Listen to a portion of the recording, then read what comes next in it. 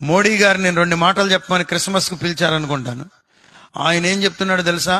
భారతదేశానికి క్రైస్తవ్యం వచ్చి మారుమూల పల్లెలకు ప్రాంతాలకు కూడా విద్యను, వైద్యాన్ని అందించింది. దేవునికి స్తోత్రం. ఆమేన్. ఏమన్నా తప్పు ఉందా అందులో? విద్య, వైద్యం. మనోళ్ళు ఇప్పుడు వచ్చి డబ్బులు ఇచ్చి స్కూల్స్ పెడుతున్నారు.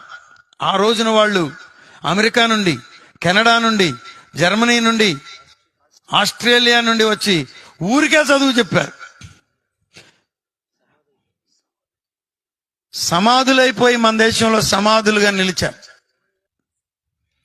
కానీ అలనాడు అట్లా అమ్ముకోలే. వాళ్ళు వచ్చి వాళ్ళ రక్తాన్ని దారబోసి, వాళ్ళ తెలివితేటలన్నీ తెచ్చి ఇక్కడ జీవితాలను త్యాగం చేసి భారతదేశంలో మారుమూల ప్రాంతాల్లో